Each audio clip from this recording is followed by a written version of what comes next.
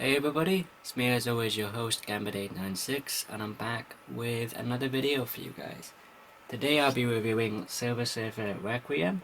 This mini-series is written by Straczynski and illustrated by Esad Ribic, and this hardcover edition collects the full 4-issue mini-series which is published by Marvel, which came out during 2007. And this story is essentially the chronicle of the final days of Norrin Radd, aka the Silver Surfer. So the story starts out and we have Norrin paying a visit to the Baxter building, which is the home and residence of the Fantastic Four. Now, there's not anybody listed in the credits as the inker or the colorist for this mini-series, so I'm going to assume, until somebody might tell me otherwise, that Esad Ribic also did the coloring as well as the artwork for this mini-series, and I have to say it's absolutely fantastic, especially the way that Esad Ribic nails the metallic look of the Silver Surfer. Just the artwork in general in this book is fantastic. And we have Norrin paying a visit to the Fantastic Four, and the metal alloy which encases Norrin's body is starting to break down, and he goes to Reed Richards specifically to find out what's wrong with him. So here we see Reed conducting a series of experiments on Norrin to find out what's wrong with him, and ultimately, after hours of testing, he tells Norrin that the alloy that has encased his body since he became the Herald to Galactus, otherwise known as the World Devourer, is starting to break down. And unfortunately, even for somebody as smart as Reed Richards, who's considered to be one of the smartest men within the Marvel Universe, he even admits that the alloy is thousands of years ahead of anything I can even begin to understand. There's nobody with that kind of knowledge who can ultimately save the Silver Surfer. And unfortunately, like I said, the metal is starting to break down, and Norrin is slowly but surely dying. And here we see a great shot of Norrin overlooking the city of New York, and then we have a really cool flashback to Norrin just before he became the Herald to Galactus, known as the Silver Surfer, where ultimately, in order to save his home planet of Zen-La, Norrin offers himself up to Galactus and says, "I'll be a herald, and I'll scout the Spaceways for all of the planets I can find, which will then sustain you and quench Galactus's eternal hunger," as you can see. There we have the quintessential shot of Norrin becoming the Silver Surfer. So, upon learning that he is dying, Norrin Radd decides to essentially pay a last visit to his adoptive homeworld of Earth before he returns to his real home, or actual home planet of Zen-La. And there's a great conversation between Spider-Man, or Peter Parker, and the Silver Surfer. And I have to say, JMS is a fantastic voice for each and every one of the characters in this mini-series. And there's a great contrast between the two, because Norrin has always been the philosophical, serious character, whereas Peter Parker has always been the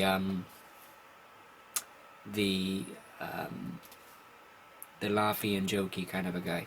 And there's a great example of how philosophical Norrin actually is.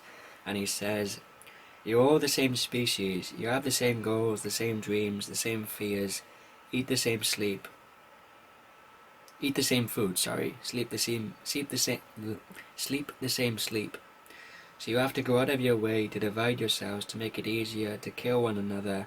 Boundaries, nations, blocks, creeds, names, fashion. You kill one another for a pair of sneakers. Your leaders oppress and exploit you for their own power, and you allow it happily. If in doing so they can kill those who you have decided are not like you, you're a race of madmen."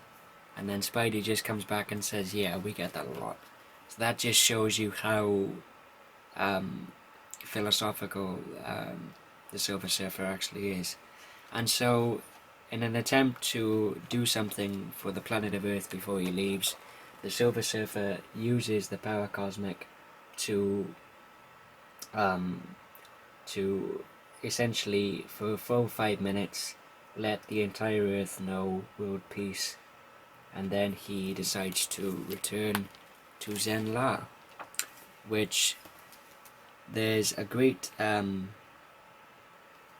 exchange. Again, we have some really cool guest appearances in this, such as Dr. Stephen Strange, and there's a bit of a detour in issue 3 where the Surfer essentially stops a race between two opposing alien species, as you can see there. And eventually the Surfer does make it back to his home planet of Zen-La, where Norrin is reunited with his love interest Shalabal, as well as his fellow people on Zen-La. And so, during his final hours, the people of Zen-La come to pay their respects to Norrin, as you can see there. But then, unfortunately, it's thought to be that disaster would strike as Galactus shows up. But then he tells Norrin to come forth, and there's a great line of dialogue from the narrator of this story, where he says, "In the years Norrin Radd had served Galactus as the Silver Surfer, he had seen his master enraged, quiet, sad, even occasionally at peace. But now in the face that had watched whole worlds destroyed without a flicker of emotion for the first time, he saw grief."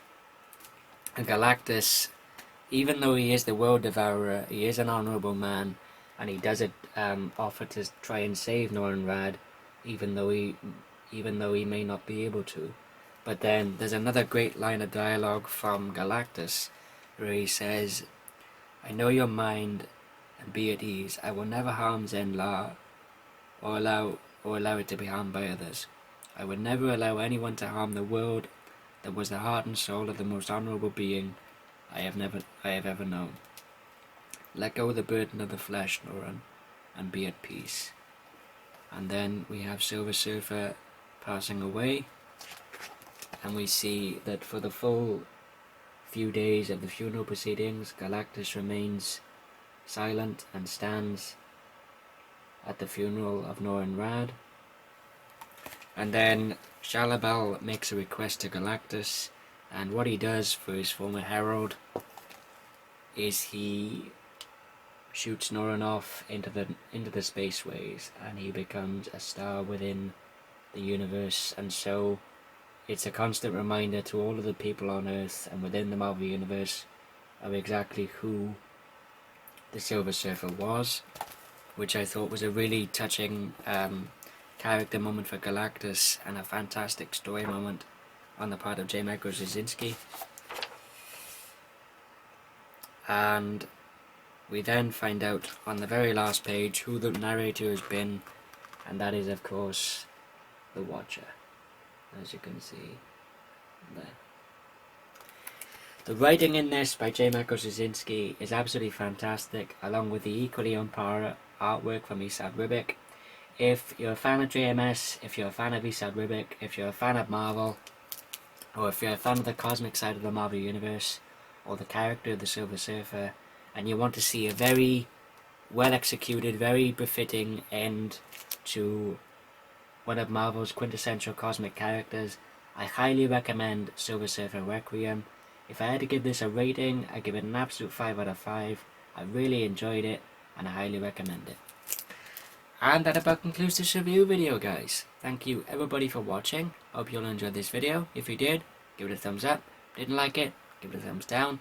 But as always, if you thumbs the video down, feel free to tell me why in the comment section below, or send me a private message. If you're new to my channel and this is your first time here, please feel free to subscribe. If you're new, and as always, until next time, this is Gambit896 signing off, and I'll see you guys next time. Take care, guys.